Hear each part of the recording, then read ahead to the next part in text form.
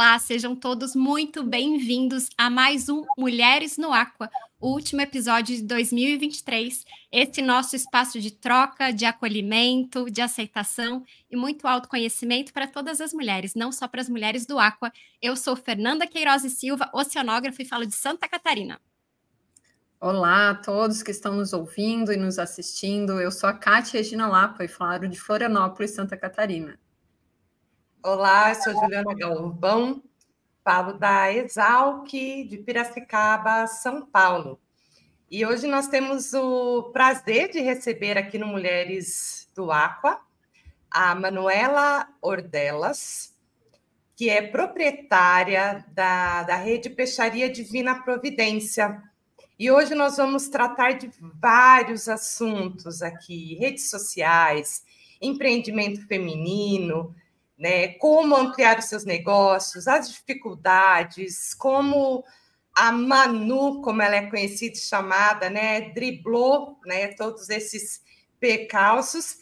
E, para começar, eu gostaria que a Manu contasse para a gente, primeiro, quem é a Manu, e depois, como que ela se descreve, para ela se apresentar e a gente poder iniciar esse papo aqui, que vai ser incrível. Muito obrigada pelo convite, meninas. Eu amei. Foi feito aos pés do Cristo, então, muito chique. Muito obrigada mesmo. Estou muito feliz de estar aqui com as mulheres do Aqua, né? Porque quando eu comecei, eu sei lá, eu me sentia meio sozinha, assim, né? Óbvio que vocês estão no métier da galera há mais tempo. Eu sou do varejo, então eu me via com um monte de homens. E aí, depois que eu fui conhecendo o setor, eu fui conhecendo vocês e fiquei muito feliz mesmo, de verdade. Muito obrigada pelo convite. Quem eu sou? Eu sou agora Manu da Peixaria, mas conhecida como Manu da Peixaria Divina, Manu Divina, Peixaria Divina. A galera me chama de vários nomes. Mas a real é que eu sou dona de uma peixaria no subúrbio do Rio e, através do Instagram, eu criei uma rede de relacionamento muito forte com o meu público, com o Brasil, e as pessoas começaram a querer comprar o peixe que eu ensinava elas a preparar. E aí surgiu o Bar da Peixaria, e depois surgiu o Sushi Bar da Peixaria. Então, hoje a gente tem 3 estabelecimentos exclusivos de pescado, voltado para o peixe. E através das redes sociais, que eu literalmente vendo meu peixe e cresci bastante. E sou considerada por vocês como a maior influenciadora de pescado digital do Brasil. A primeira e a maior do Brasil, isso mesmo. E, Manu, fala para a gente como que o pescado entrou na sua vida, né? Você se apresentou, né? Falou aí da ampliação dos seus negócios, mas como que foi o primeiro start? Esse primeiro contato com o pescado? Você tem formação na área? Como que foi isso? Caramba, muito louco. Eu não tenho formação, eu sou farmacêutica, mestre em patologia humana pela UF. Quando eu estava cursando doutorado em farmacologia e química medicinal na UFRJ, o meu pai, que é dono de hortifruti, começou a abrir uma peixaria do lado do hortifruti dele. E aí eu estava muito assim, insatisfeita com a área da pesquisa no Brasil, né, da área da saúde e tal. E eu ganhava muito pouco no doutorado. E eu falei, cara, eu acho que meu pai precisando de ajuda. Eu falei, acho que eu vou sair da área acadêmica e vou ajudar meu pai no hortifruti dele. E ele está abrindo uma peixaria, vou ajudar. Eu nunca tinha feito um prato de peixe, nada, nem pegava no peixe. Eu era super aquela pessoa que nem lava a louça porque tem nojo da pia. Mas aí a minha família toda é de comércio, né? Então eu sempre trabalhei no comércio com eles. E quando eu fui para a loja do meu pai, eu comecei a ficar de frente da operação da peixaria, entendeu? Assim que ele abriu. E aí eu comecei a aprender tudo com o peixeiro que eu tinha. E eu via que as pessoas queriam muito ser atendidas por mim, porque eu comecei a ir no balcão ensinar para elas qual peixe que podia substituir qual, como fazia as receitas. A minha família é portuguesa, então a gente cozinha muito bem, mesmo que eu não precisasse ir para a cozinha, mas filha de peixe tem... filha de zebra tem listra, minha mãe fala. Então, minha mãe cozinha bem, eu cozinhava bem também, sem saber. Mas aí, como eu comecei a ver essas coisas, porque as pessoas tinham dúvidas, aí esse foi o meu primeiro contato com peixe, lá na peixaria do meu pai, vai fazer 10 anos ano que vem. 10 anos já. Eu tava com essa curiosidade de saber quanto tempo você já estava nesse mundo, né? Tão diferente da área da saúde, né, Manu? Muito, muito diferente. Eu aprendi tudo. Eu tinha um peixeiro, eu aprendi muita coisa com ele. Ele me ensinava assim, qual a gente podia substituir. O cliente chegava perguntando aí a gente tinha outras opções. Ensinava nomes assim, tipo a curvinota, a gente chama de filho da curvina. Aí algumas coisas assim eu aprendi com ele. Eu nem sei onde ele está, assim, nem sei o que ele... qual o paradeiro dele, que ele é novo, né? Mas ele me ensinou muito, o William, meu primeiro peixeiro. E aí, como eu ficava no balcão vendendo, né, eu sentia também a necessidade do povo, por que eles não compravam. E aí eu tive essa coisa que eu sempre comento, né? As pessoas não consomem peixe por 3 motivos. Não sabem preparar, acham que é caro e não sabem escolher, ficam perdidos quando chegam na peixaria. E aí eu comecei a trabalhar muito isso no balcão ali. Quando eu fui... Aí eu trabalhar com o pai é difícil, né? Aí eu saí da loja do meu pai e abri a minha aqui em Irajá. Quando eu abri a minha em Irajá, eu comecei a fazer isso que eu fazia no balcão nas redes sociais, entendeu? E aí senti isso muito forte, assim. Eu anunciava uma receita, no mesmo dia os ingredientes daquela receita acabavam. E foi assim que eu cresci. Olha só, que bacana. A gente comenta muito aqui entre nós três e a nossa proposta de trazer as convidadas, né, para falar, para contar a sua história profissional, tem a ver agora com você, assim, como que o empreendedorismo feminino ele chegou na sua vida? Um pouco você já deu para perceber, né? Mas se você organizasse as ideias, assim, como é que você definiria que essa veia empreendedora chegou até você? Eu cresci vendo meus pais, né? Minha família toda, meus tios. Meu avô é agricultor, ele plantava maracujá, chuchu. Então, desde criança, eu via minhas tias batendo caixa, botando dentro da caixa para botar no caminhão e vender no Ceasa. Desde pequena, a gente brincava disso quando era criança. E meu pai, eu queria ir para a loja do meu pai tinha bar e restaurante também. E depois, com 14 anos, eu queria fazer a minha festa de 15 anos, mas meu pai não estava com condições. Aí a minha família, meus tios se juntaram para pagar a minha festa, mas aí, em troca, eu trabalhava no mercado deles. Olha então, só. Eu comecei a trabalhar com eles com 14 anos, trabalhar mesmo. Porque, assim, eu brincava, né? De ir para a loja do meu pai e tal. Mas com 14 anos eu trabalhava mesmo. A minha tia me ensinou tudo, a conferir cartão de crédito, se batia, fazer conciliação bancária. Na época era tudo manual. Abrir caixa, fechar caixa, que eu fecho até hoje muito próximo. Claro, depois vai para o sistema, mas eu faço a primeira conferência igual eu fazia quando tinha 14 anos. Então, foi assim, foi com a minha tia. Eu tenho a minha família é toda empreendedora. Meu pai, meus tios têm mercado. Eles começaram com hortifruti também. Aí eu ia para o hortifruti deles, trabalhar. Aí, eu lembro, era muito engraçado. No mercado, por exemplo, Natal. Aí Natal vende rabanada, canela, leite de coco. Vamos montar aqui uma vitrine só desses itens, que aí fica mais fácil a busca. Eu tinha 14 anos, mas eu já tinha essa visão na época, entendeu? Então, assim, eu via eles fazendo e também tinha essas intuições, né? Então, isso junto, essas noções... Eu fui só aprimorando isso. Depois eu fui para a área da saúde. Depois eu logo comecei a estudar, mas ia aos finais de semana trabalhar com eles. Entendi. Legal. Preciso fazer uma pergunta que me não está no nosso roteiro, mas me acendeu uma lâmpada aqui. Você vê conexão com o que você estudou, com o que você faz hoje? Você consegue aproveitar alguma coisa? Total processo, né? Eu não fiz gestão, eu não fiz nada disso. Agora que eu estou fazendo assim, um MBA em gestão e tal, mas muita coisa eu trouxe do mestrado e do doutorado, POP. Então, assim, coisa que no comércio, quem nunca... Pô, meus pais nunca fizeram isso, entendeu? Eles são bem crus, assim, né? Aquela gestão bem crua.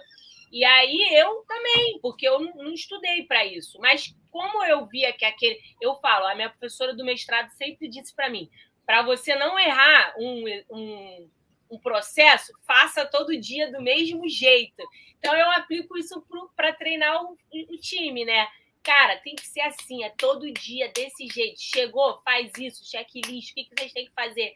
Aí eu fui botando isso. Obviamente, essa minha curiosidade, essa coisa de pesquisa, também me fez ir atrás de outras coisas do peixe. Por exemplo, cara, aqui no Rio, ou nível Brasil, peixaria varejista igual a mim, ninguém busca conhecimento. Assim, é muito pouco isso, né? Há 3 anos atrás, quando eu conheci toda a galera do setor e tal, o varejista, o que está lá na ponta, não está nem aí para off-flavor, criação, o que muda, o nome, nomenclatura. Eles não estão nem aí para isso, eles só compram o peixe e vendem, entendeu? Regras, o que é melhor para a cadeia, tudo. Então, assim, a cadeia do frio. Aí, como eu sou estudiosa, né? Assim, pesquisadora e tal, eu falei, pô, eu preciso entender mais de peixe. Aí fui começar a ir atrás de informações assim. Aí eu cheguei no professor André, no André Medeiros, que ele dava várias aulas de veterinária para a galera. E aí eu, dona de peixaria, comecei a assistir essas aulas. É óbvio que eu entendia os termos que ele usava por, né, ser da área da saúde. Tem estudado. Então, isso facilitou muito a minha vida. Sim. Porque muito provavelmente alguém completamente leigo escuta algumas coisas e não entende, né? E aí acaba achando chato e para de assistir. Mas eu comecei a entender sobre isso. E aí também comecei a passar isso para o consumidor de uma maneira mais simples, uma linguagem... E isso começou a ser difundido assim para o consumidor. Na época que eu comecei a estudar isso, eu não via nenhuma peixaria varejo se preocupando com isso, falando sobre... Até hoje, ninguém fala muito, mas assim, por exemplo, eu colocava alface no peixe. Aí eu aprendi com o professor André, que é proibido, papapá. E aí eu começo a ensinar isso para o meu consumidor de uma maneira simples. Eles começam a ter muita confiança e falar, cara, essa peixaria é diferenciada. E aí dá mais credibilidade para o meu negócio, né? E, por exemplo, aí eu achei a Fernanda, aí comecei a entender, por que a tilápia tem gosto de terra? Por causa disso. Aí comecei a estudar mais sobre isso. Simples, também não me aprofundo em nada, porque não é o meu negócio, eu não crio peixe, mas eu começo a entender o que o pessoal sempre me perguntou, busco informação baseada, né, científica, coisas sérias. Por exemplo, eu não sabia que viola estava em extinção. Aí eu vendia viola, que é proibido. Aí, por quê? Porque na ponta, o peixeiro, essa galera, eles não sabem, não tem esse conhecimento. E a população também não.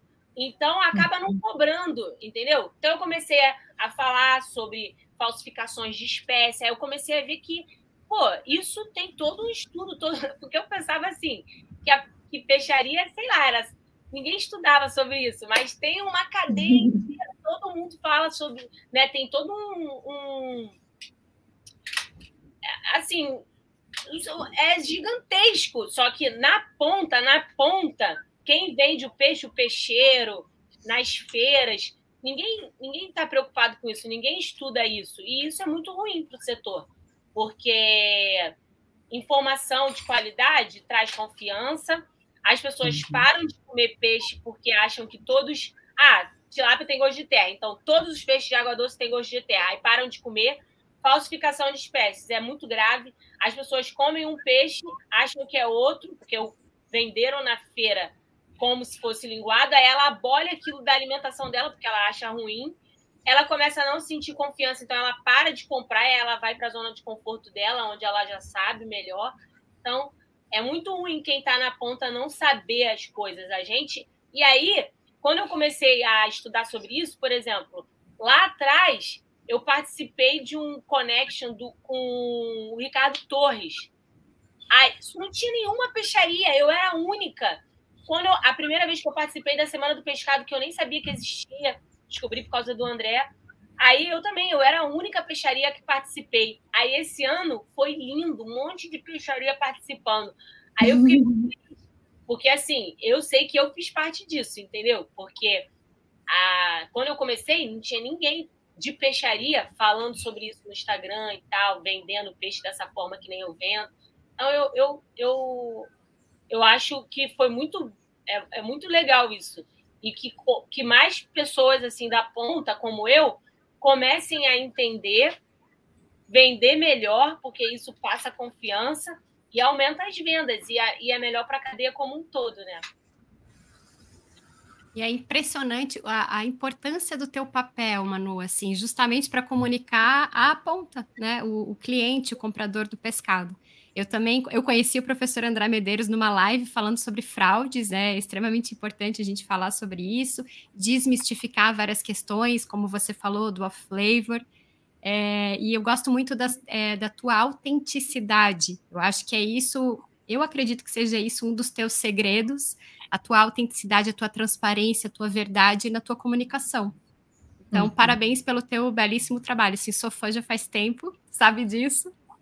Admiro muito, muito, muito o teu trabalho. Eu queria te perguntar, é tanta coisa que eu quero saber da tua vida, e é tão gostoso saber essa tua história, né, até aqui. Qual que foi a tua maior dificuldade de empreender? Você disse que você tinha peixaria com teu pai e você chegou a abrir a sua alguns anos depois. Eu queria saber quanto tempo que a tua peixaria Divina Providência, ela existe. Há 6 anos. Tem 6 anos que eu comecei, né, aqui em Irajá. A minha maior dificuldade é porque, eu estava até conversando sobre isso, eu sou o tipo de pessoa que não me planejo, eu saio fazendo as coisas, entendeu? Então, isso traz algumas coisas ruins, né? Eu acabo errando muito, porque eu não planejo, eu saio fazendo. Mas, ao mesmo tempo, eu estudei agora no MBA, que o professor de planejamento estratégico disse que quem planeja muito corre o risco de não fazer nada, e que é mais fácil quem sai fazendo, se corrigir no meio do caminho, do que a pessoa que tem esse jeito de planejar muito e não fazer, mudar. É mais fácil eu conseguir consertar quem sai fazendo do que o contrário. Então, tá bom, né? Mas aí eu acabo errando muito, porque eu tenho esse jeito, assim, eu saio fazendo milhões de coisas e isso é muito ruim para mim. No sentido de que eu erro bastante também, porque eu faço muito, erro muito. E aí essa parte é complicada para mim, porque eu tenho isso, eu saio fazendo as coisas, eu tenho uma ideia e não testo, eu começo a fazer, invisto dinheiro e brau. Aí nisso, a primeira vez eu quebrei, né?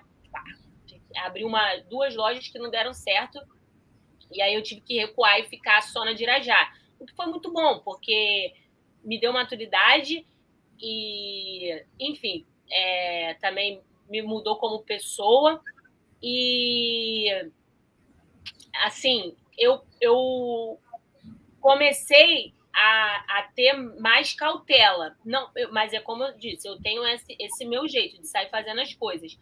Mas a minha maior dificuldade foi essa, quando eu saí fazendo, errei, quebrei, e foi bom, por quê? Porque aí eu não tinha outra saída, ou eu começava a faturar mais, ou eu ia, quebrar de vez.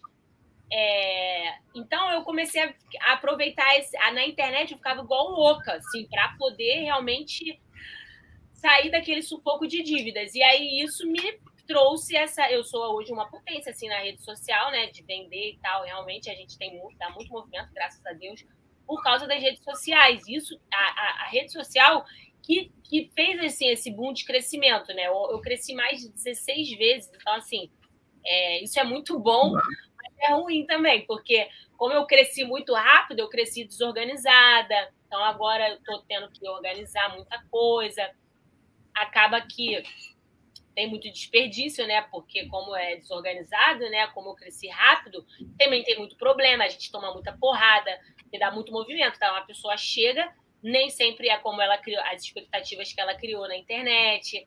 Tem esse lado também. Como eu me exponho muito na internet, isso me prende muito. Então, eu falo que o movimento da loja está muito atrelado a mim. Então, quanto mais eu posto, mais eu vendo. E eu sou viciada nisso. Então, assim, mas aí também eu acabo deixando outras coisas de lado. Tipo, eu não me cuido muito. Então, por exemplo, tenho uma lista de médicos para ir e eu não vou. Aí agora eu dividi os Instagrams para ajudar o time me ajudar e começar eles a criar conteúdo também, porque eu fico morrendo de medo, eu não quero que a loja caia, né? Então, se o movimento começa a cair um pouquinho, eu já... o que a gente vai fazer? Aí eu começo a criar muito conteúdo, muito vídeo, o movimento volta, aumenta, cresce, né? Cada vez que eu me dedico muito, isso aumenta. E aí isso é um vício, você fica querendo cada vez e mais, você não aceita cair, entendeu? Então, isso é muito ruim. E na rede social, a gente é muito julgado, né? Toma muita porrada, tem muito hater e tal. Então, essas são as minhas dificuldades, assim, a balancear esse meu desespero em crescer, né? Em vender, porque eu tenho milhões de contas, a loja saiu crescendo e tal, e não recuar. E lidar com esses haters e tal é muito difícil também, é uma parte bem chata. E o que tu faz com os haters, Manu? Fiquei curiosa. Tá, eu debocho, né? Mas, assim, às vezes eu fico chateada, porque porque é o que acontece, na verdade. Como a gente cresceu rápido, tem algumas coisas desorganizadas. Então, a pessoa às vezes vem e tem uma expectativa, cria uma expectativa, mas está muito cheio a loja, o time não consegue atender da melhor forma possível. Aí a pessoa vai lá na internet e usa aquela experiência e generaliza. Assim, cara, mas passa mais de 400 pessoas por dia na loja. Se 1% der problema, isso é muito. E isso tem um impacto muito grande na rede social. Mas isso não é o todo. A gente acerta mais que erra. Mas um resultado negativo, ele tem uma proporção muito grande. E na rede social, isso é horrível, porque as pessoas elas sentem no direito de destruir. E eu não gosto, porque eu levo para o pessoal, assim, porque eu me dedico muito aqui, entendeu? Para a pessoa vir e ficar chateada e falar mal da minha unha, falar mal de algumas coisas assim, falar mal, achar que todo o serviço é ruim. Não é todo o serviço, não é ruim. Mas naquele momento a gente falhou. Mas aí eu sou muito transparente. Eu sempre falo, quando a gente erra muito assim, dá uma merda federal, eu vou na internet e falo, aconteceu isso, isso, mas não é o padrão, a gente está corrigindo. Isso também é bom, porque quem gosta fica mais ainda fã e tal, mas quem não gosta também fica muito revoltado, e aí isso é bem chato, essa parte é ruim. Manu, você falou aí que o cliente, né, alguém na internet falou da sua unha. Você já sofreu algum tipo de ataque quanto à aparência por ser mulher? Vários. Como foi isso e como você lidou com isso? Quando é assim, alguma coisa muito esdrúxula, a gente debocha, né? Mas assim, tem muito.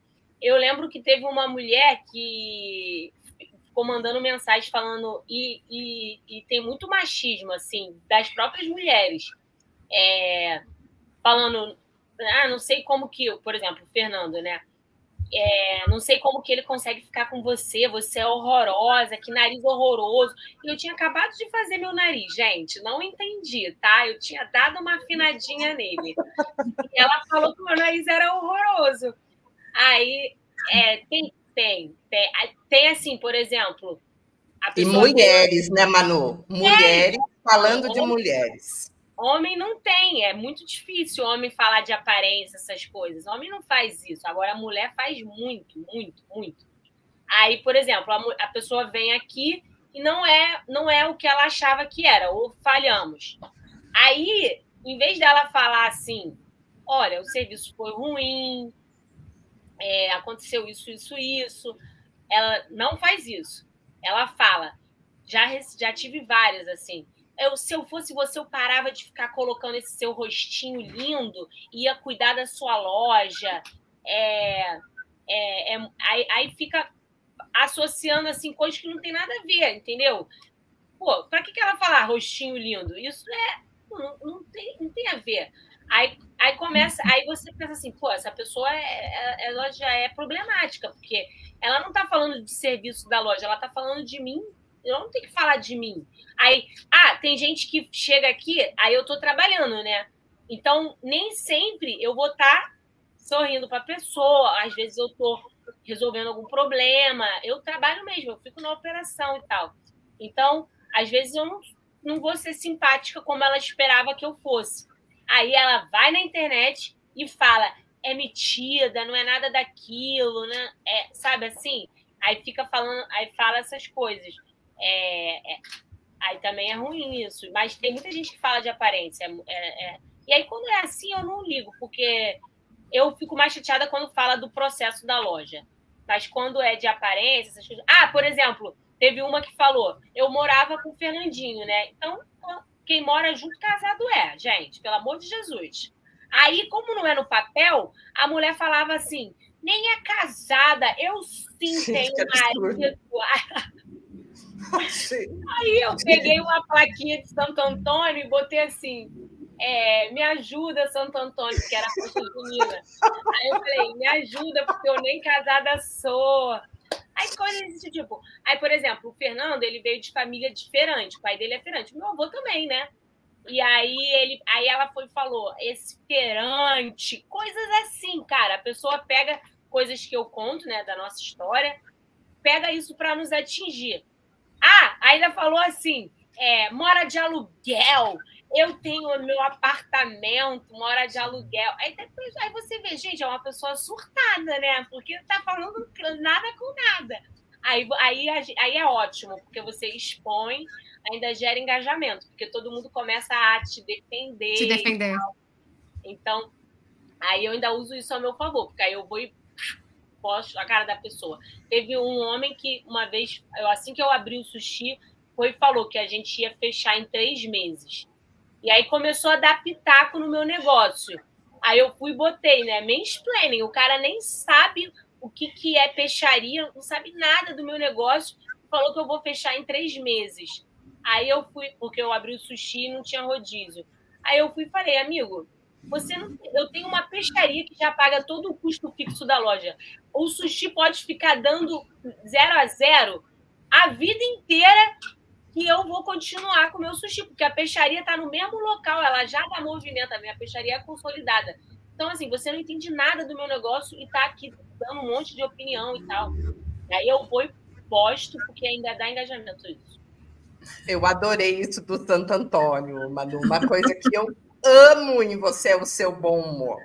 Eu acho que isso já te deixa à frente de tanta coisa, porque traz uma alegria, uma leveza. E eu até puxei esse assunto da unha, porque era um assunto que eu estava conversando com as meninas hoje, sobre como outras mulheres se portam em algumas situações, até no intuito de desmerecimento, né? E que a gente vê o quanto a gente se entristece, porque era para mulheres celebrarem mulheres, né? E não ter esse tipo de comentário, porque a gente não sabe, um comentário que a gente vai fazer, como que ele vai ressoar na vida da outra pessoa, né? Você é muito bem resolvida quanto a essas coisas, mas se for um gatilho, né? Um ponto, né? Que poderia desabrochar aí várias coisas, as pessoas precisam ter mais cautela, isso a gente vê muito nas redes, né? A internet virou terra de ninguém, as pessoas acham que podem falar qualquer coisa e está tudo certo, né? E a gente precisa, de certa forma, responder à altura. Eu acho que o seu bom humor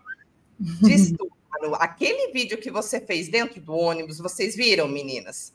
Não, ainda não. Ônibus do subúrbio. Quero assistir. Como que foi essa ideia de fazer essa ligação? Porque isso acaba te aproximando muito do seu público, né? Você tem 290 mil seguidores, pelo menos foi a última vez que eu chequei, né? Tuas redes sociais bombam. E eu fiquei pensando, como será que a Manu se sente? Qual será que é o tipo de conexão que ela tem com o público dela, né? E a hora que eu vi você no vídeo, né, no ônibus do subúrbio, de Irajá, fazendo toda a trajetória ali, eu falei, tá ali a resposta. Né? Ela se conecta com o público porque ela se coloca como igual, o público se vê nela. Né? Como que foi essa ideia de fazer o vídeo do ônibus? Com que intuito que você fez? Como que isso repercutiu? Conta pra gente um pouquinho. Conta um pouquinho do vídeo que eu não vi, deve ter outras pessoas que ainda não viram, aí já mata um pouco a curiosidade. Depois vou lá ver. O vídeo é assim, é porque a gente... o vídeo, vou falar do vídeo, né? Tem dois. Um que é os perrengues do suburbano, que aí aqui tem um ônibus que tem uma fama que atropela todo mundo, que é o Caxias Freguesia, tem o nome de Diabo Verde. Aí eu fui e fiz o suburbano, a vida do suburbano raiz. Faz sinal pro 774, aí corre atrás do ônibus, quase é atropelado pelo Caxias Freguesia e corre para sentar no metrô. Aí esse foi um vídeo. E o outro foi cheirando, tipo, você tá no metrô assim, aí você dá aquela cheiradinha no sovaco, porque você tá sentindo um cheiro muito, você não sabe se é do colega do lado ou se é seu. O outro é porque a gente às vezes está no transporte coletivo e fica olhando a conversa do celular do outro, né? E também tem aquela pessoa que toca com lencinho nas coisas de ônibus, né? Aí foi para isso. Mas a ideia de onde surgiu foi que eu percebo que aqui, no meu restaurante, as pessoas da região não frequentam muito. A gente tem um público de fora. Porque eu ainda não fiz essa pesquisa, mas dá para sentir que a população acha que é caro.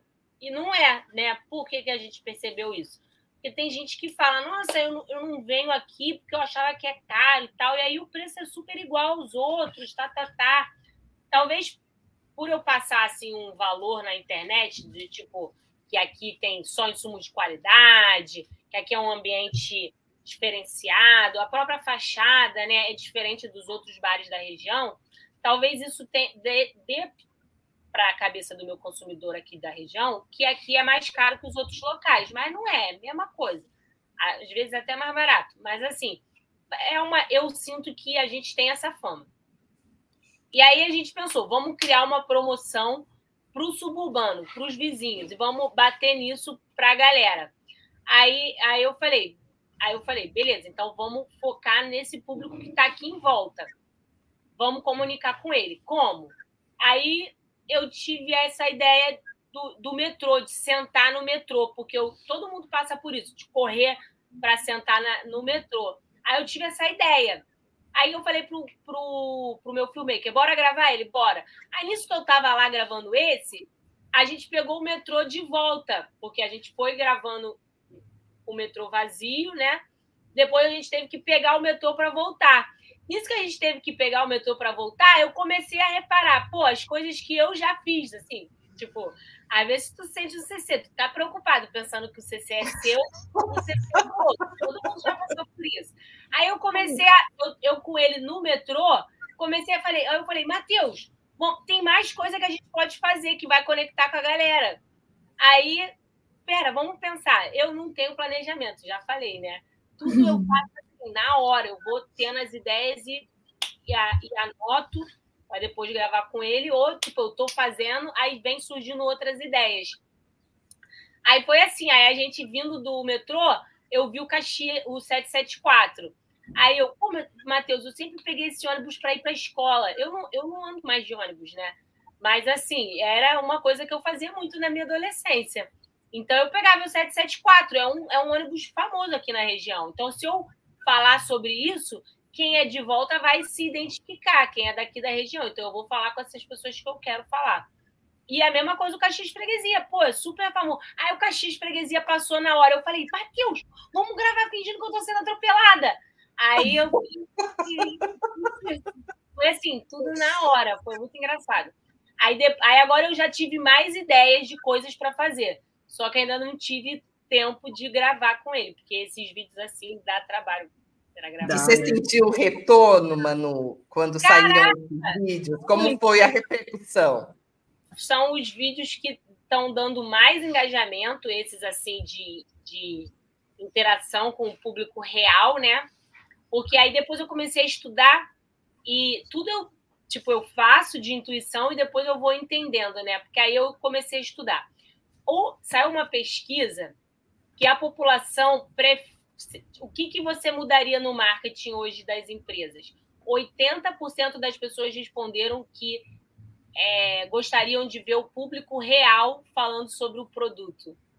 Ou seja, aí eu fazendo isso, eu vi que está dando super resultado. Aí eu fui pesquisar, aí eu entendi. Pô, é isso, vamos fazer mais isso. Aí eu comecei a ir na rua já comeu nosso sushi? Prova aqui, vê o que você acha. Aí eu comecei a fazer mais. E aí tá dando super certo, assim, o movimento aumentou bastante, é muito rápido que eu sinto isso, né? Como o meu público é muito engajado, realmente uma comunidade muito real, é orgânico, né? Eu não faço tráfego pago. Então, quando eu lanço uma parada assim que dá muito resultado, no mesmo dia a loja vende mais. Isso tem repercussão, né? Ao longo das semanas, o presencial dá mais movimento, porque mais gente viu o vídeo, então lembra da gente, e aí acha super engraçado. Caraca, olha o que ela tá fazendo, essa menina é muito legal, eu tenho que ir lá. Aí a galera vem mesmo, assim, isso repercute muito bom. E eu quero fazer mais. Essa semana eu não fiz porque eu tô focada na gestão, mas semana que vem, se Deus quiser, eu faço mais vídeos desse, porque dá muito resultado. E analisando o que a população acha, né? É isso, as pessoas querem ver mais propagandas reais, assim, sabe? Porque pessoas se conectam com pessoas, né? É uma rede social, as pessoas estão ali para se divertir também. Então, criar conteúdo com informação séria, né? Eu nunca falei nada esdrúxulo, assim, no Instagram. Nada errado, né? Eu busco conhecimento. Então, informação com pitada de humor, com entretenimento, e mostrando uma pessoa por trás da marca, a construção daquela história, né? As pessoas se identificam muito. Pô, eu estou há 6 anos aqui na região. E as pessoas viram eu pequenininha, né? Muito pequena mesmo, sem dinheiro para água. E ver o meu crescimento... E as pessoas se inspiram, elas se sentem parte, elas têm orgulho de ver a nossa história. E eu conto isso. Óbvio que não conto só por contar. Assim, é uma estratégia também. As pessoas se inspirarem nisso gera mais resultado para a minha marca, gera mais poder de marca, dá mais valor...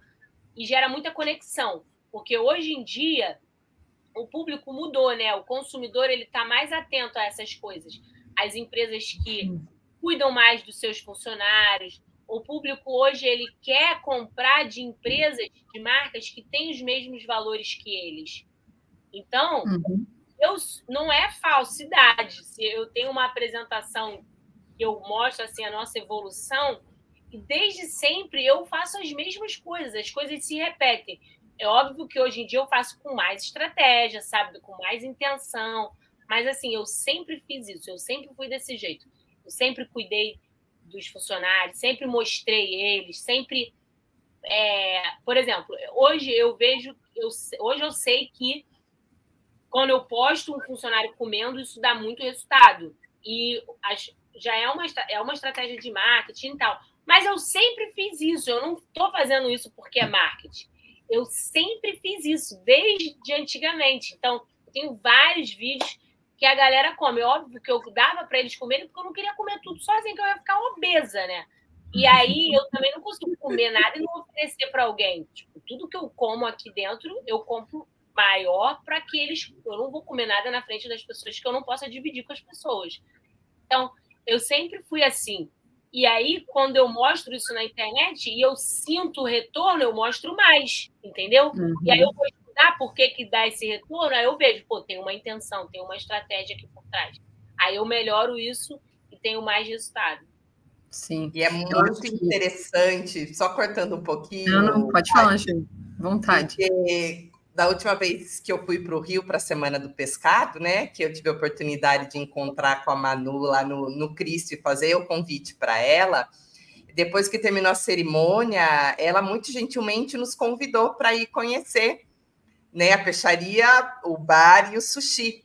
Então, nós fomos lá para o subúrbio, né, e jantamos lá, e é muito interessante porque, me corrija se eu estiver falando errado, Manu, a peixaria fica no mesmo lugar do bar, fecha a peixaria do sushi, né, no horário comercial, depois vira sushi, no mesmo local. E depois, próximo da peixaria sushi, tem o bar, que parece que você está na praia, todo climatizado, aquele ambiente praiano, que só falta ali o chinelinho havaiana, né, para entrar no bar. E o engraçado é que, além dos produtos maravilhosos, né, que a gente fez uma degustação, a impressão que eu tive, acompanhando o trabalho da Manu pela internet, depois estando no estabelecimento, é que eu queria morar no subúrbio. Eu queria me mudar para lá. Porque a gente acaba se sentindo tão abraçado, né? Pelo jeito como a Manu é, porque eu sou suspeita, eu sou fã, né, da Manu, como ela trata os funcionários se sentem também donos de tudo aquilo, se sentem parte, né? E nos atendem dessa forma. Então, eu acho que isso é um diferencial que, claro, o público acaba se conectando, né, Manu? Com isso, essa familiaridade de você se sentir perto, né? Toda aquela atmosfera de Rio de Janeiro, de subúrbio, aquela coisa incrível, que é uma cultura à parte, né? Então, quando eu tive essa oportunidade, eu me senti parte daquilo e eu queria morar no subúrbio. Essa foi para comer o pescado que a Manu vende e os pratos ali do bar e do sushi. Então, aquilo que você via pela internet se confirmou, né? Então, exatamente. Mais uma vez, como a Fernanda falou, tem essa coisa natural da autenticidade, né? O empreendedorismo que veio aí um pouco de família, com a tua percepção aí devido aos estudos, e a autenticidade de ser verdadeira contigo mesmo e com as pessoas que te cercam, né? É a fórmula de sucesso, né, Manu? Tá dando certo. Tá dando certo. Então, né, como a Juliana falou, você toca aí a peixaria e acoplou, então, a ideia de um bar e de um sushi. E o que mais? Tem mais coisas aí pela frente? Então, hoje a gente tem a peixaria, né, varejo, o bar, que é food, e o sushi também, que é food. Aí, agora a gente está com um projeto que é o lançamento de uma nova linha. Já lançou, mas ainda precisa de muito aperfeiçoamento. Mas eu faço assim, eu saio fazendo, depois eu vou ajustando. Aí, que são os ultra congelados. Toda a comida do bar, por exemplo, o recheio do pastel, você pode comprar na peixaria varejo.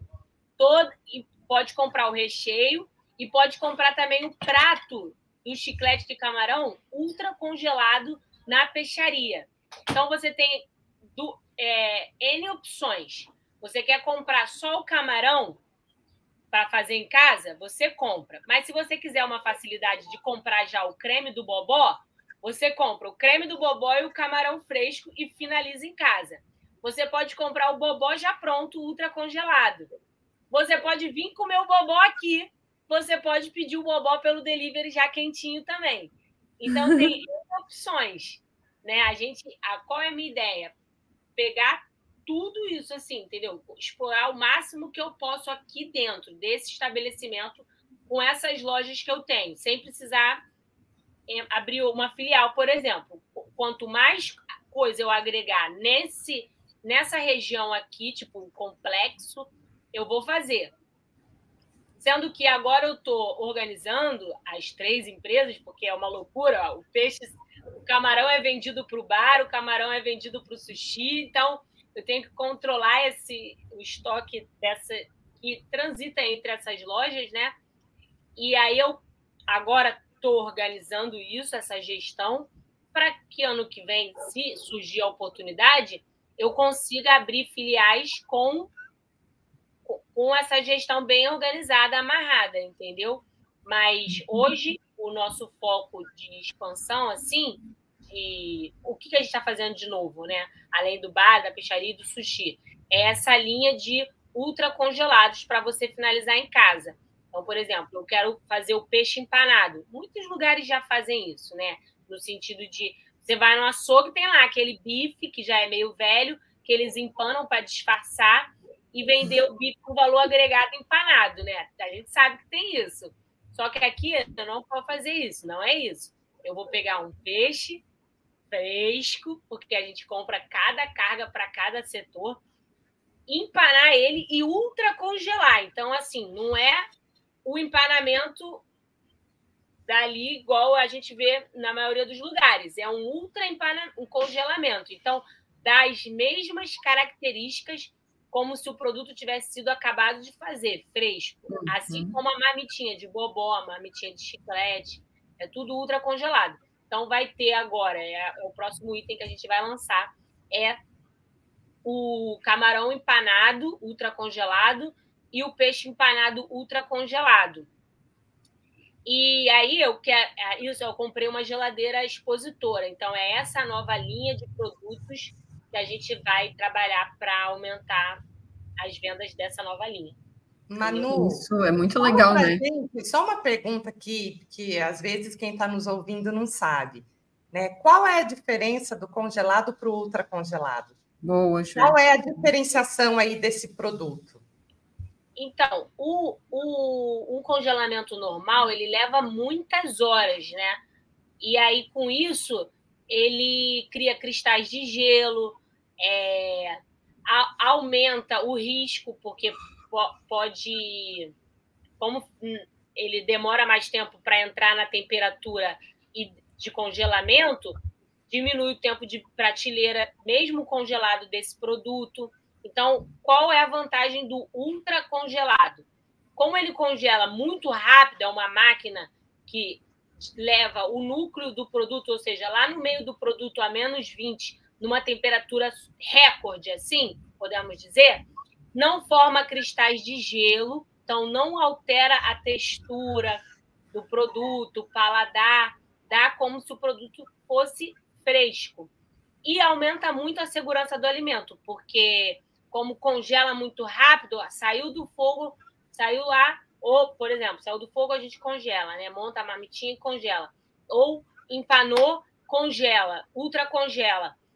Ele fica menos tempo exposto às temperaturas que poderiam ter proliferação bacteriana. Então, aumenta muito a validade dos produtos, porque a gente não usa nenhum conservante. A nossa comida é toda 100% natural, sem conservante, sem realçador de sabor. Então, e é pescado, né? Altamente perecível.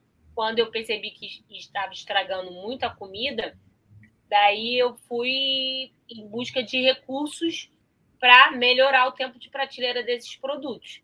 Então, eu vi que um dos gaps era, aqui no Rio é muito calor, então você tira a comida do fogo, ele demora mais a esfriar e tal, e isso em grande produção na cozinha é muito perigoso, porque se você cobre, bota na geladeira, precipita a aguinha, né? Aumenta a contaminação. Então, a gente tira do fogo, enfia no resfriamento rápido também, e aí diminui a temperatura daquela comida muito rápido e pode embalar, botar na geladeira. Então, aumenta o tempo de conservação. A gente investiu nesse equipamento de ultracongelamento para melhorar os nossos produtos. Que bacana, né? Antes eu tinha ficado curiosa para saber, no sentido assim, você tem, né, todos esses seguidores que você conquistou e tal, e ensina eles a pescar, né? Assim, ensina eles a usar o pescado, né? Isso você foi percebendo justamente pela questão de vender melhor o seu peixe, né? Aqui eu moro em Florianópolis, que é uma ilha, e a população consome muito pescado. Mas essa ideia de ter o prato pronto, eu acho muito válida, porque Florianópolis é uma cidade, tem muitos prédios, então tem o pessoal que vive na praia, mas eu escuto muito de colegas, e às vezes até eu mesmo passo por isso, mesmo trabalhando com aquicultura, que dizem, não vou comprar o peixe, aí tem que limpar, daí não tem espaço, o apartamento é pequeno, aí vou fazer frito, daí eu faço muito peixe assado por causa disso, porque aí eu já compro pronto e tal, e ponho no forno, então dá uma quantidade de sujeira mínima e de cheiro pela casa e tal. Então, eu acho que essa ideia de oferecer o pescado em diferentes formas é genial para todos os públicos, né? Aí, não, eu quero ir para a praia, aí a gente já compra bem fresco, tem espaço para preparar e tal. Mas para quem mora em apartamento, ter certeza que você está consumindo um produto que veio de uma peixaria, que tem uma triagem, que tem uma compra segura, e ele já está pronto para consumo, genial, eu seria sua consumidora. Pode vir para Florianópolis. Também acho. Também acho que devia vir para Santa Catarina também, uma filial. Já pensou? Mas isso, Kátia, é uma coisa que muita gente acha. Eu também moro em apartamento e como peixe pelo menos umas 3 a 5 vezes por... Peixe não, pescado, 3 a 5 vezes por semana. E é muito preconceito, assim, de vai deixar cheiro, vai trazer mosca. E, de fato, isso é mito, né? É uma barreira, mas é uma barreira real, né? Que a gente escuta bastante. Escuta muito as pessoas, mas eu falo muito sobre isso também, né? De tipo, peixe fresco não tem cheiro, né? Assim, não tem esse cheiro forte que vai contaminar tudo. Então, isso é uma coisa que eu falo muito sobre isso também. E porque realmente não tem nada a ver. Mas o que eu acho mais interessante é a praticidade, né? O dia a dia das pessoas hoje é muito mais corrido, então acaba que isso facilita muito. A gente faz mais pela praticidade das pessoas que não têm tempo e não sabem fazer e tal, cozinhar. Mas esse negócio do cheiro é uma barreira muito forte. As pessoas não consomem por causa disso. E a gente fala sobre isso também, bastante. Porque peixe não tem cheiro forte. Não é para ter. Não deveria ter. Não deveria ter. Se tem alguma coisa errada. Tem alguma coisa errada. Não deveria ter. Aí eu falo sobre isso. Então, as pessoas criam muita confiança. Porque, realmente, aqui na minha peixaria não tem cheiro. Assim, você compra um produto, um peixe aqui, cara, não tem cheiro. É muito fresco. Então, aí as pessoas acabam... Porque é muito de confiança, né? Vocês já viram isso? Que a pessoa comprava com o peixeiro morreu, ela não compra mais. Já ouviu essas histórias? Aqui tem muito. Que aí a pessoa me conhece, aí cria confiança, cria vínculo. Então, peixaria é um setor que, quanto mais anos se passa, se você faz um trabalho direito, você tem um público fidelizado. Porque quem compra, não compra em outro lugar, porque, primeiro, que tem muito lugar safado, né? E ainda, que pena. Mas, e segundo, porque é de muita confiança, realmente. A pessoa cria um vínculo. E como eu tenho ainda esse plus, né, que é essa exposição na internet, realmente a pessoa se acha minha amiga, assim. Ela chega aqui no bar perguntando, falando, até, tipo, a gerente no início passava vários sufocos. Porque ela, cara, mas a Manuela, a pessoa falou que era sua amiga. Eu falei, todo mundo fala que é minha amiga, mas não é, porque as pessoas me conhecem da internet, mas eu não conheço as pessoas. E aí isso gera muita proximidade e as pessoas realmente elas não trocam por outro estabelecimento. Que legal. E aproveitando, né, que a gente estava falando disso, quando que você percebeu que você era uma comunicadora, que isso te trazia esse benefício para o seu negócio? Então, que benefício para o negócio eu percebi logo no início, porque aí eu falei, cara, eu tenho que me dedicar nisso, isso daqui é uau! Quando eu tinha por volta de uns 6 mil seguidores, mas eu não dava valor para esse negócio de influenciador, porque eu tinha preconceito, né? Muita gente... Eu tinha 6 mil seguidores, era muito pequenininha, mas para peixe eu já era grande. porque na época ninguém tinha assim, essa quantidade de seguidores. E aí eu já tinha 6 mil seguidores, e era muito engajado, então eu me achava o máximo, né? Mas eu não dava credibilidade para essa coisa de influência, eu achava isso bobeira. Por quê? Eu tinha um preconceito, porque eu recebia muita mensagem de meninas, assim, de biquíni e tal, esse tipo de influenciador que não era para conectar com a minha dona de casa, né? Que compra o peixe, me pedindo peixe em troca de publicidade, né? E eu ficava com uma raiva danada daquilo, porque eu falava, pô, fala sério, ela não vai me dar resultado. Então eu achava que isso não dava resultado. Até que veio uma influenciadora aqui da região, lá Família 12. Ela é uma dona de casa, né? Não, ela é policial, mas o perfil dela é de casa, né? Ela é lá Família 12. Então ela conta a história da família dela nesse perfil. E ela é daqui da região. Aí ela veio um dia e comeu e pagou e postou. Aí meu perfil cresceu muito, fez assim. Eu falei, caraca, o que está acontecendo? Aí eu fui ver que ela tinha ido lá no Peixaria e tinha postado e dava muito resultado. Eu falei, pô, então isso dá muito resultado. Realmente tem pessoas que influenciam de fato isso. E aí eu fui começar a pesquisar para entender melhor. E fiz o meu primeiro curso de marketing digital. E aí eu entendi que tinha toda uma ciência por trás daquilo, que eu fazia por intuição, mas que tinha todo um estudo estratégico e melhor maneiras. E aí eu fui começar a entender, pô, a gente tem que então pesquisar influenciadores que são do mesmo nicho, que conversam com o seu público. Aí eu comecei a ir atrás de influenciadores e entender mais sobre isso, de influência e tal.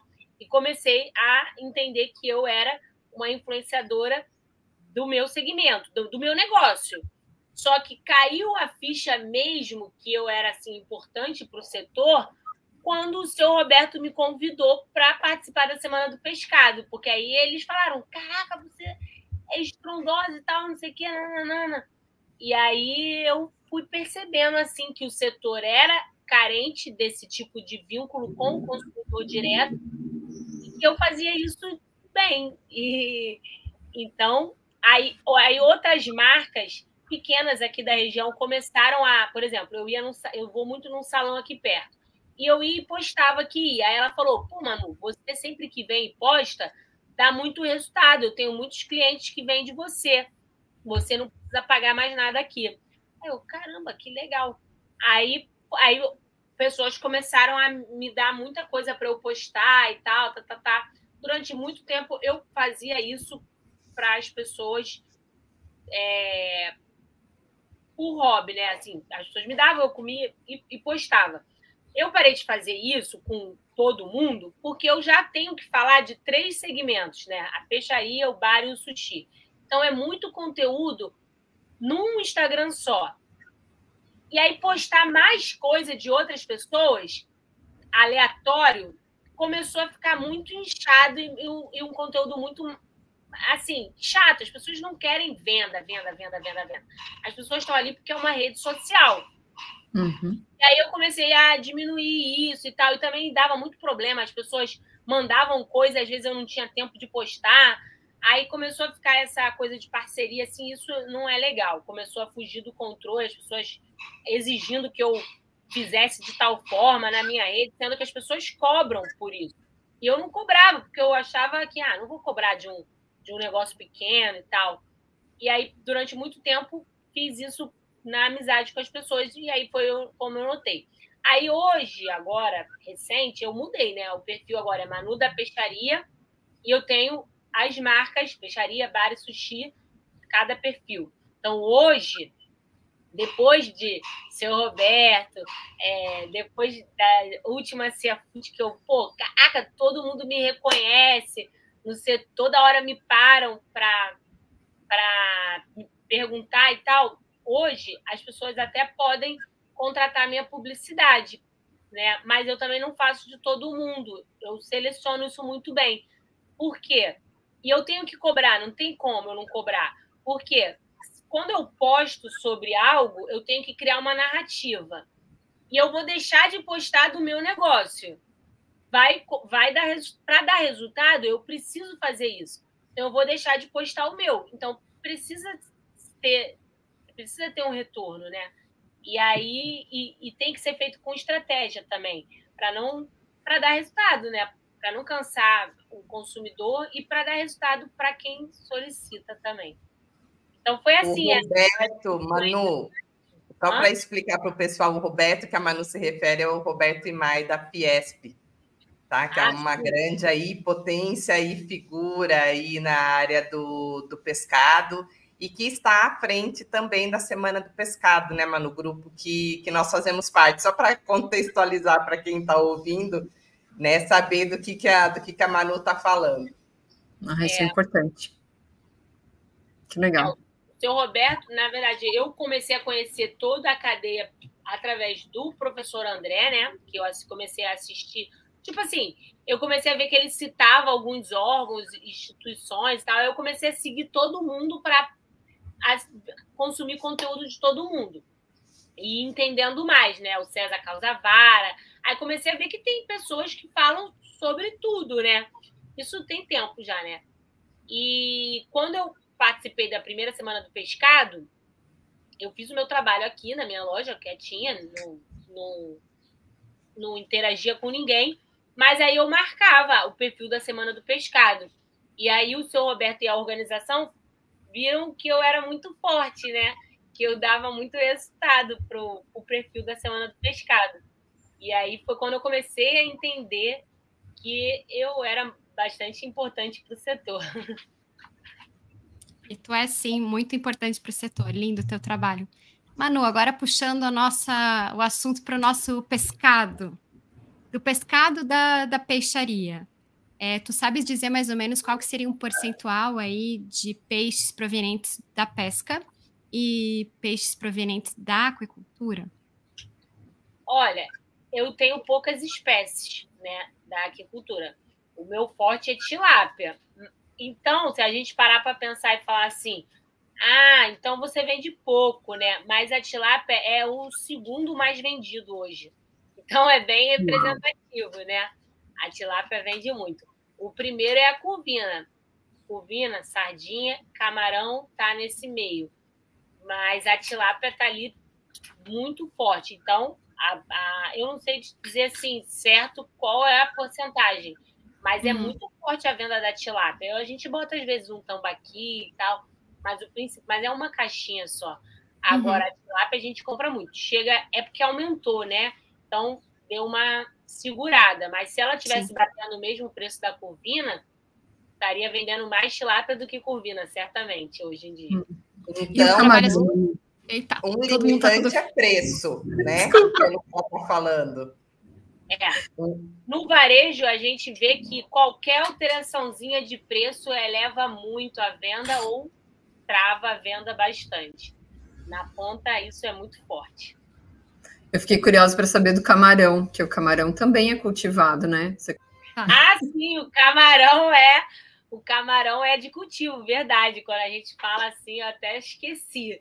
Mas então o cultivo é muito representativo, porque o camarão tá no top 5, com certeza. Camarão, curvina, tilápia, sardinha são os itens mais vendidos. A sardinha está proibida a pesca, então ela cai a venda porque fica cara, né? E também não fica legal, a congelada é feia. Aqui na minha peixaria, a gente não o carioca, ele tem o hábito de consumo de peixe fresco. Então, eu até tento colocar boas marcas de congelados e tal, mas não tem expressão, assim, né? Fica encalhado. Agora eu tô com peixe amazônico, pirarucu, tudo congelado.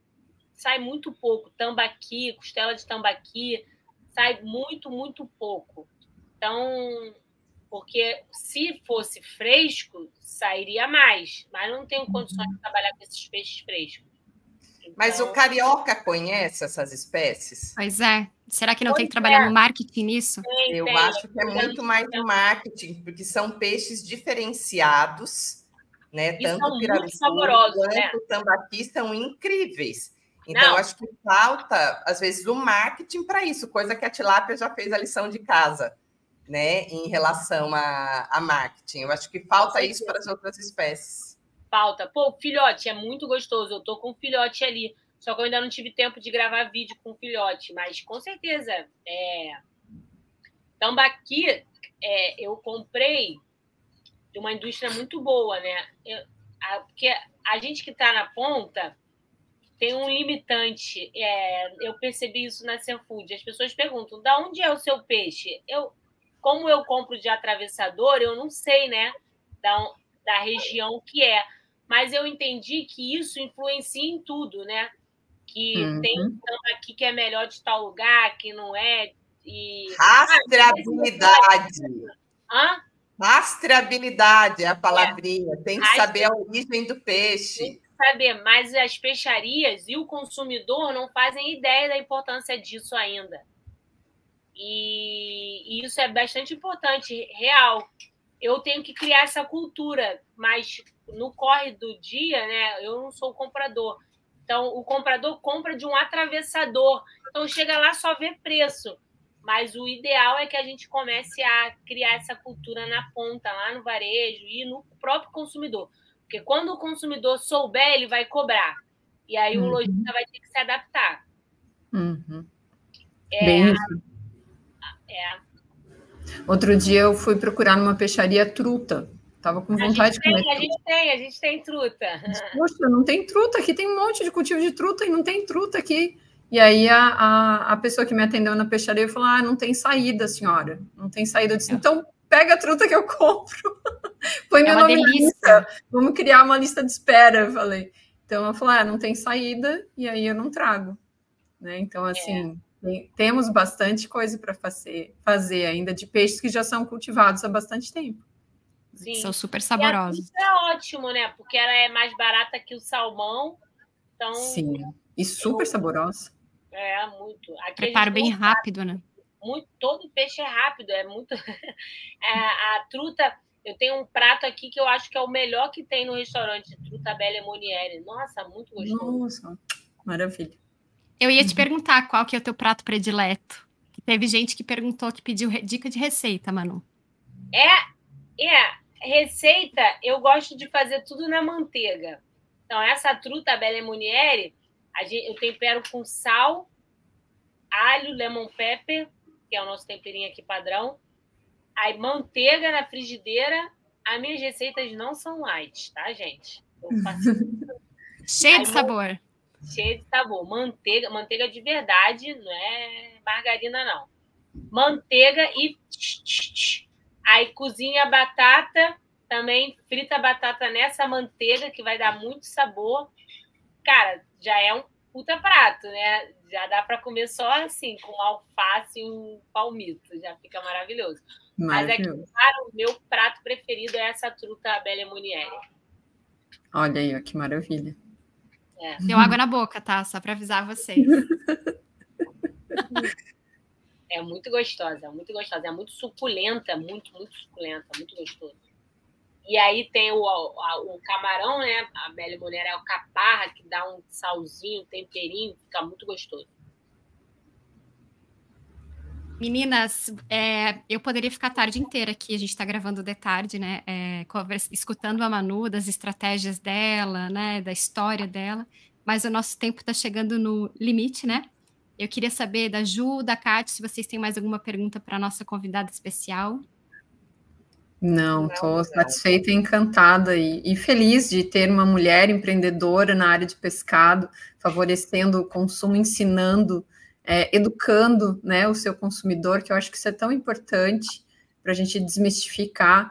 E com essa curiosidade, né, Manu, de tentar entender o que você ainda não sabe, trazer essa informação simplificada. A gente que está no universo, né, eu faço parte da Universidade Federal de Santa Catarina, trabalho com cultivos, ensinando os alunos da graduação e da pós, e às vezes a gente acaba usando uma linguagem que é científica, que é carregada de termos técnicos. Então, a gente precisa cada vez mais de pessoas que saibam trazer essa informação com diferentes linguagens, né, para atender a todos os públicos, falar com criança, com pessoas que estudaram, pessoas que não estudaram, que têm muita oportunidade, que não tiveram oportunidade, mas que podem receber essa informação com qualidade. Então, seu trabalho é fantástico, parabéns.